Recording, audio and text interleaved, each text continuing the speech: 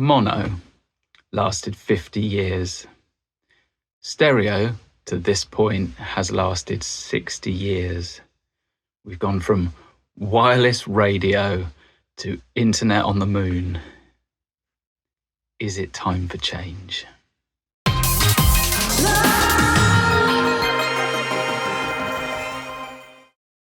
Hey, Damo here. So I've been thinking about making videos about Atmos or spatial audio for a while, but I've held back until I was confident that I actually knew what I was talking about and had something interesting to say. I've been geeking out on it a lot for a couple of years now, and it was a significant driving force in me getting this room and setting up this studio. And I've got a few thoughts of my own. There are a lot of different voices online on the subject, often heated, sometimes opposing, sometimes a bit over the top. There are 360 degrees of opinions to match the format, maybe. It's a tech that still is widely misunderstood. Everyone's still learning about it. But it's interesting for a bunch of reasons, which I'm going to get into. I'm also interested in other people's opinions, genuinely. So if you've got any experience with Atmos, if you've listened to it and you really like it, if you think it's rubbish, you can't tell the difference, if you've got anything interesting to add, please do. Helps me and is really interesting. So yeah, put any comments down below. So it took me ages. It's been a fairly long road to get to the point now where I've got finally a 7.1.4 system in here. So that is 7 speakers at ear level, 1 subwoofer and 4 on the ceiling. And in the process of setting it up, I priced up all sorts of different options, different ways of doing it, particularly for lower budgets like mine is, relatively speaking. And I'll get into some of the pros and cons of this, which might be of interest. Not in this video, but down the line, maybe with some more technical videos, and possibly even some tutorials down the line once I, again, feel like I'm confident and have something useful to say on the subject. But for now, in this video, I just thought I'd get the ball rolling, get across some of the reasons why I'm doing it, why I think it's interesting, and why I think it's a tech for anybody that likes music, not just for enthusiasts, audiophiles, and big studios and so on. But to backtrack, for the uninitiated, Dolby Atmos or spatial audio is a system for delivering music to multiple speakers and having multiple sound sources that you can spread around in a 3D space. It was originally intended for 3D sound in film, probably came to cinemas maybe 15 years ago, something like that. But in the last 5 years, it's become more and more viable as a way of delivering music. The ability to mix it is now built into all of our music workstations. And interestingly, stereo sound also was originally invented for film in the 1930s, I think, to make audio positioning more appropriate for where sound was on the screen. That's where stereo came from. There were people sitting in cinemas and there were voices on the other side and it felt weird to them. But it took 30 years from then until the 60s when stereo music was pressed onto vinyl. And when it was first released on vinyl, no one knew what they were doing. Some of the early stereo mixes are really weird. Everything's hard panned. They were learning about stereo then. So there's some similarities. But there's still a lot of heated debate about whether Atmos is going to take off. Some camps still believe it's a gimmick, not likely to dent the industry any more than quadraphonic or 5.1 or ambisonics or any of these other surround formats. But there are other engineers that are convinced it's 100% the future of music and that soon enough everyone's just going to only be mixing in Dolby Atmos. There's definitely a lot of investment going on. There's more and more hardware and software solutions all the time. More and more releases. I think pretty much every major release now has an Atmos version. And if you listen, particularly on Apple Music, you might be hearing those versions, perhaps even without realizing it, because it's switched on now by default. So it's definitely growing as a format, even though it's still early days. But at its core, the intention is just that it's a versatile music platform or audio platform that allows producers to create a more immersive soundstage, and more perhaps like a cloud of sound rather than specific speaker positions. That's always been the case in the past. The Atmos renderer, which is the software that compiles the sound together on whatever device you're using, can be given information for each speaker separately via what's called the bed, which is basically the 12 speakers, 12 channels like I have in here. But then you can have another 116 individual audio objects that can be positioned in space anywhere and automated, moved around in the mix if you want to do that.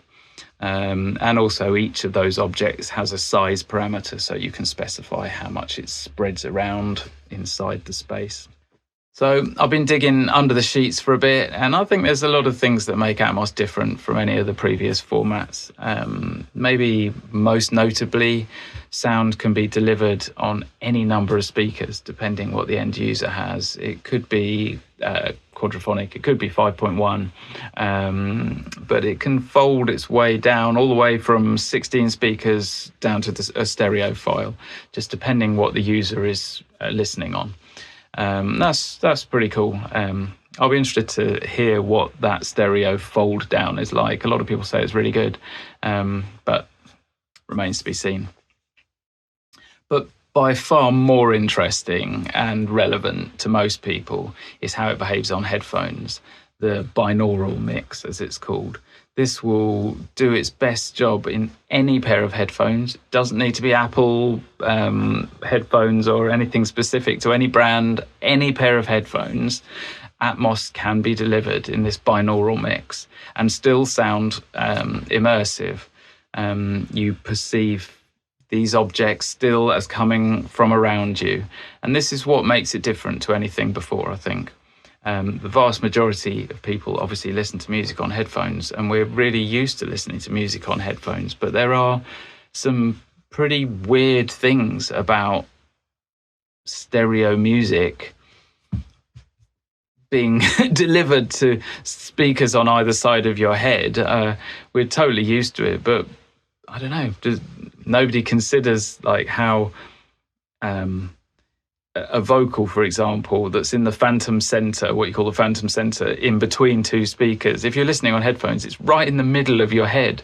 So the voice is in your head. It's kind of weird. With Atmos, the sound would only emanate from the center of your head if the engineer had literally placed an object right in the center of the soundstage. Otherwise, normally it would just sit in front, like you were listening to speakers or listening to someone talk or watching a band or something. In Atmos, you do a slight variation of a mix. Like in the same file that you deliver, you have a version that will work for speakers, but there's also some settings for the binaural mix, what people get in headphones. And you can also control for each of the objects a distance setting, so you can decide whether a sound, it might be a voice, and you might want it to be very intimate and close, and there are a few settings you can set it to be further and further away to make something seem again more spacious, and to achieve all of this in the render, their system, the Dolby renderer, uses a combination of transparent reverbs on each object and complex, I think they're called head-related transfer functions, which is basically a maths that determines the frequency differences and time delays that we're used to when we hear things in the real world from ear to ear. It's clever maths that can now be done in real time on pretty much any device. And again, you don't need stupidly expensive 12-speaker systems. Just any pair of headphones will do this. Just like with stereo, the more you spend on your headphones, the nicer probably the sound will be. But ultimately, it's just normal headphones it works in. My experience up to this point of listening to Atmos on headphones, that's the vast majority of the time I've listened to Atmos, that's been the case. And I think you don't get a very good height and rear sensation, but there's definitely a wider sound stage, and it feels more like stuff is in front of you rather than inside your head like you get with stereo. Another thing, I don't know, a lot of people seem to get confused and think that Atmos has something to do with head tracking. How, if you move your head around, that the sound will go with it, and you can sort of look around in a 3D space. And whilst that is possible, it's not intrinsic to the format. It's probably something that is used or useful if you're mixing solely with headphones. But it's definitely not an intrinsic thing. You can do it, but it's turn it off. I see it as a bit of a gimmick, personally. I don't know. Another shortcoming of stereo that maybe can be improved upon with Atmos is to do with reverbs and delays. In the real world, reverberations by their nature don't emanate from the source, right? If I hit a snare drum here, you'll get the direct sound if you're in line of sight, and then you'll get the early reflections which bounce off any of the nearby surfaces, and then you'll get the late mixed reflections as everything sums together before it decays in the end. And in the real world, we're used to this, but in stereo, everything's coming from the same space. It feels like it's coming from the source. I think with Atmos, you can really maybe be a bit more authentic. If you've got a sound here, then you can have the sort of big late reflections all around the room. So I'm definitely interested in playing with that. I guess a comparison that's used a lot in stereo mixing, say with guitars, if you were to multi-track guitars, you might have a guitar on the left, guitar on the right. You might take the reverb, this is done quite a lot, take the reverb from the right guitar, put it on the left-hand side, the reverb, and vice versa, so you get this kind of wider sound. That's maybe the closest that exists in stereo. But potentially in Atmos, I think that's something that's quite interesting, how that will help build a space. So then we get to the whole loudness war thing. I guess over the last, 30 years, the dynamic range of music, so that's the difference between the quiet and the loud sections in any tune, has decreased to the point where waveforms are just brick wall from start to finish. Even on what should be soft and sentimental music, it is still compressed, saturated, clipped, and limited to be a sort of in-your-face sound. I don't know, volume makes music sound better. It's just the way we perceive it. If it's louder, it sounds better.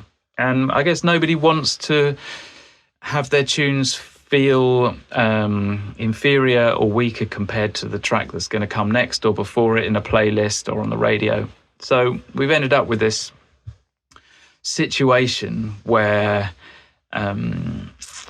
all of our music is so in your face now, and it's kind of sad. I think everyone knows it's sad, and and maybe Atmos is a solution to this, because by default there is, and for multiple reasons, there's a lot more dynamic range in Atmos music. So the delivery recommendation is such that the music is quieter.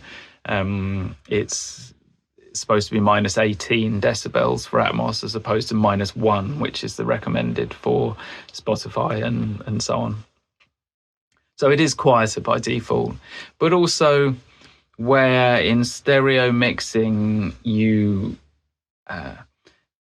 have to crush all of these elements together, maybe in Atmos you can just move them and everything doesn't need to be on top of it, and I don't know, we'll see, maybe.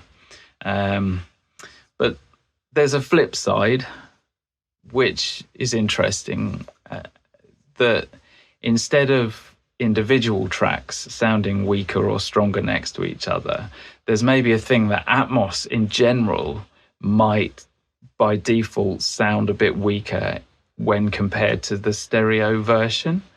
And I don't know if this is a thing. Again, I'll be interested to know what anyone thinks on this, but it might be that often people sort of listen to an Atmos version and don't think it's as good as the stereo version, just purely because the stereo version is louder.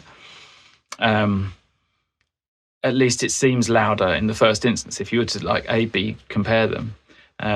So maybe that's a slight shortcoming, at least in terms of getting people to buy into the format, if you know what I mean. But anyway, I mean, there's a lot of people, I don't know, getting a bit hot under the collar for and against the format. It's kind of fun to watch, really. I guess everyone likes to have an opinion, maybe. Also, I guess people don't like being pressurized into doing things, engineers and so on, people in the industry. Don't want to necessarily have to learn new skills. And I don't know, particularly if you've spent a whole massive load of money on a really nice stereo music studio, you perhaps don't want to have to invest now in another thing. For me, the timing was such that I didn't have a nice, expensive stereo studio. I was just going from a spare room in my house kind of scenario to having a studio. So building it in was sort of intrinsic to what I've done here. So I don't believe for a second, as some people are suggesting, that it's a purely commercial cash cow for major labels and audio brands. From what I see, Atmos is a legit new format with the best of intentions.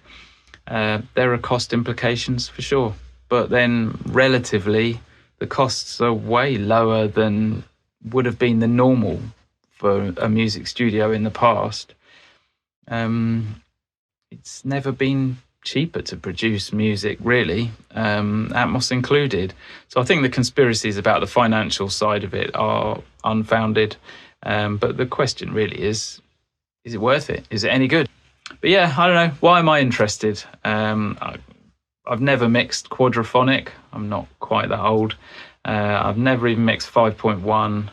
I don't have any particular bias for or against multi-speaker systems. But I probably do sound like I'm quite sold on it at this point, having set up the studio, doing this video. But actually, I'm just kind of curious.